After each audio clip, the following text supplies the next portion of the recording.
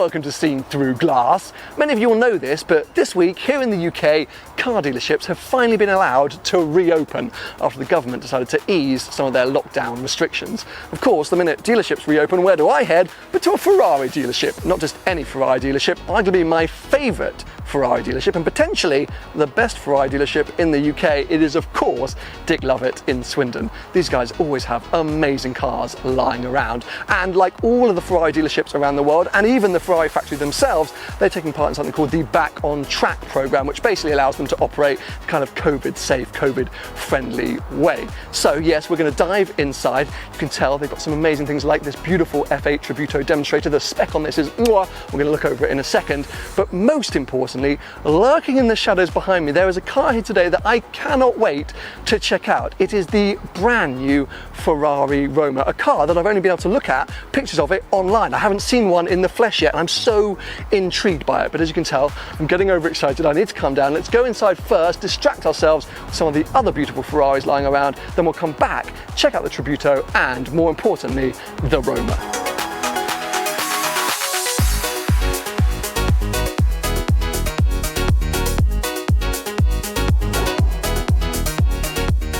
I've decided to kick things off upstairs because I am in love with this 599 GTO spec. I think a lot of people like their 599s in darker colours, or at least GTOs in kind of, you know, their satin greys and blacks and things like that. But for me, Ferrari red is always a win, and this just looks perfect with all the sort of black details, black wheels, black wing mirrors, the black stripe, and of course, you will have noticed, is parked next to a very nice Speciale. I actually don't love the spec of that Speciale as much as I love that GTO spec. Not just new or newer cars down here at Dick Lovett, they are also Classic A approved or certified, which means they get to work on the older cars, and no better example than this stunning Daytona. Absolutely love the look of this with that tan leather interior with, of course, the Daytona inserts. If you come to spec your new Ferrari and you get offered Daytona inserts, that's what it means, those sort of stripes in the middle there, and it is named after this very car, where I think that was introduced for the first time. But yeah, stunning, stunning example.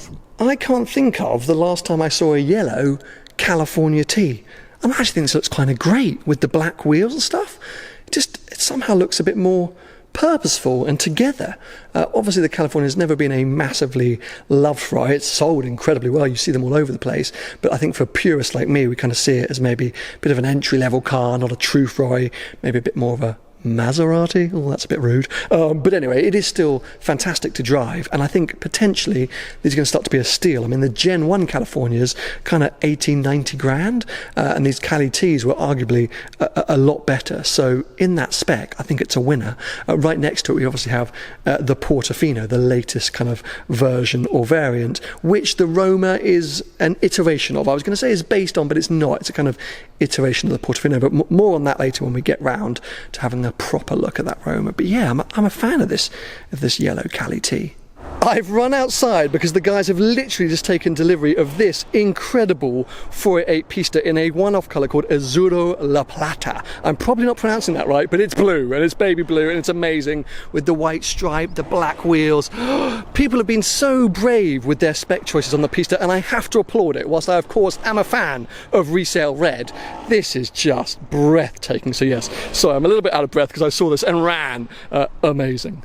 So here we go then, the main show, the main reason I was so excited to get down here today, the all-new Ferrari Roma. And it's kind of hard to believe that I'm seeing this in the flesh for the first time because I've stared at so many pictures of it online. I feel like I know it, but then I don't. Just a quick refresh for those of you that don't really know much about this car. Think of it as a sort of Ferrari Portofino, but kind of on crack. It's supposed to be more of a driver's car than the Portofino is, even though it shares a lot of the sort of similar components. It of course has a fixed hard roof. This is not a convertible. This is a sort of through and through GT car, but stiffer and more aggressive. It does have the 3.9 litre turbocharged V8 that the Portofino does, but stepped up to 611 horsepower. Another sort of hint towards why this car's a bit more of a driver's car than the Portofino, it gets 5 switches or 5 positions on the Manettino, not just 3 like in the Portofino. You get race mode. Race mode. This thing is definitely set up to be a proper goer. Think of it more as a sort of Vantage rival than a DB11 rival. This isn't a Bentley Continental GT. This is something a bit more honed in. But for me, visually, that's where I think it's mind-blowing, because it kind of harks back, I feel like, to a previous era of Ferrari. It's kind of 612 Scaglietti, 575. It's just got this kind of classic look, but modernized. And whilst it does look a little bit like some other cars, F-Type, I do really like it. And the big thing for me are the proportions, because from photos, that's what I couldn't work out. It seemed like I had a really massive front nose and just looked a bit bulbous, but it's not. It's small and compact and neat. And let me show you inside, because whilst the looks of this thing are pretty amazing on the outside, inside is where it gets really saucy. Now, it's important to say that this is a pre-production model, which is going to be doing the tour of the UK at the moment, so that potential customers can come and check it out. But oh, look at this. This is perfection. And as I said, it's a huge step up, in my opinion, for Ferrari interiors that have all kind of followed a relatively similar format for a while now, but this feels very, very different. And I think it does have some elements that are carried over from SF90, but as a sort of, you know, could you call it an entry-level GT? Think of this more as a baby 812 than a hard-top Portofino. Does that make sense to you? Just look at the details. Obviously, we've got these massive screens, which at the moment kind of giving you an idea of what they could display. This reminds me almost of a sort of Tesla, but this whole center console is just chunky and meaty and amazing. Carbon fiber up here, and there you go, fully digital display in front of us. Big old rev counter. There's the Manatino that I was talking to you about with its different switch positions. Engine start-stop button here, kind of on this other digital screen, which is kind of incorporated into the wheel. All of these. Oh, it's just fantastic. I would love to spend a very long time in here. And it is theoretically a 2+2. You really wouldn't be able to fit anyone with legs back there. So if you have friends that don't have legs, it's a great option. See this more as a big parcel shelf, I think. Potentially you could get a very small child, maybe. But there you go, passenger display. I imagine that would be an optional extra, but I love that sort of curve around option. And it almost reminds me of the Monza SP2, that kind of crazy limited version, completely roofless and windscreenless special car that Ferrari made, because you're kind of separated into your own cockpits. I feel like the passenger would feel like, actually, let's get in there. Let's go. I want to do that. I want to have a go in the passenger seat. Actually, let's do a cool transition.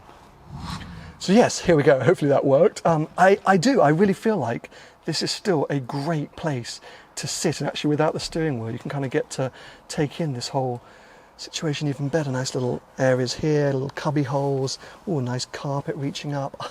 Come on, guys. This is top level. Help, people, help.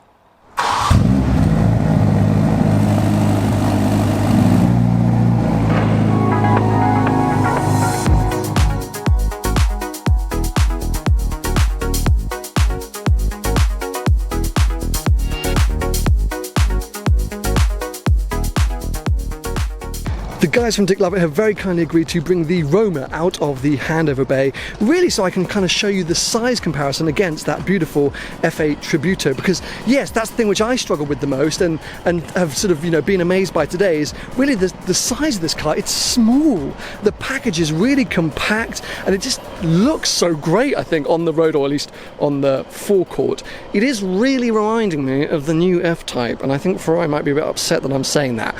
It's beautiful. I think spec dependent, like the F8. I think you can either get this car very right or very wrong, but I also think it will suit a lot of different colours. But yeah, there you go. Even though they're a little bit offset, so of course the Roma is going to look a tiny bit bigger, it's really not, and it just looks really fantastic, I think. And I'm noticing loads more details now it's out here in the beautiful sunshine. And in fact, I can come around the back for the first time, because I couldn't really get around the back earlier. And this is kind of the bit that I'm still a little bit undecided on. It's very 612 Scaglietti around here, super round, and it kind of, you know, swoops its way off these new standout tail lights that kind of tuck in on themselves.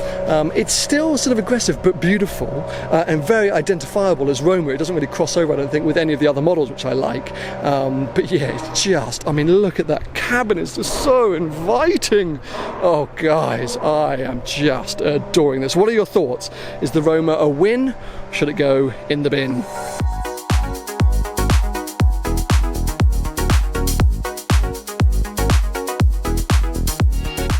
Okay, so let's finally have a look at this car, because I think this spec is doing it wonders. I had really sort of knocked the F8 until now. I'd just been like, oh, it's not really for me, I don't really understand the point of it. I'd seen some bad specs, especially out in Dubai, the red with the black roof. It just was all a bit like, nah, bland. But not only am I noticing some more details because of the silver paint, I just think the whole package looks amazing, so aggressive, such a step forward. And I'm like, all I want to do is jump in that and have a go. So yeah, a few things that I'm noticing. Firstly, just how angular this front bumper is, all the little winglets and rivets and holes and air inlets and carbon fibre. It's just amazing.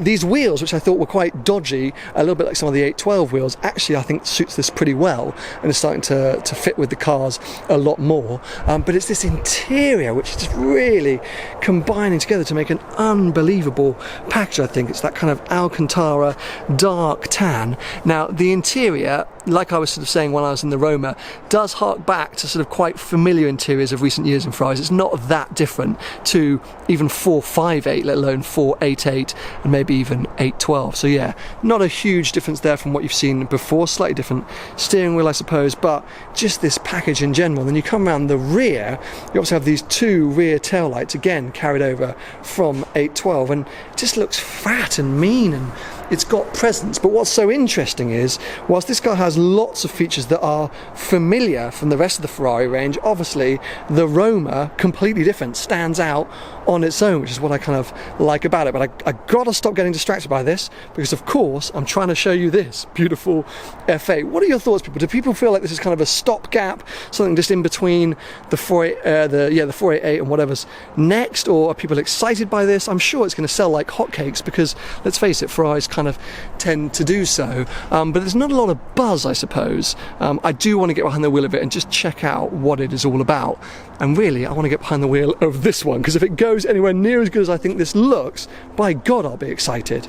I have to say, it does feel so good to be back at a dealership, just ogling at cars, and especially at Ferraris, and especially when they're new Ferraris like this. It's just felt like a really exciting day. And whilst there haven't been any test drives, you can come down here if you're a potential customer for Ferrari with Dick Lovett, Swindon. You can come down there doing sort of solo test drives where there'll be a lead car and you'll be able to jump on something else. But unfortunately, because of higher powers, that won't be happening with these cars today. Instead, Ferrari will be arranging for me to get behind the wheel of the Roma and the F8 Tributo in the months ahead, and I cannot wait, especially for that thing. I almost want to go and spec one up just to see what it would come out at.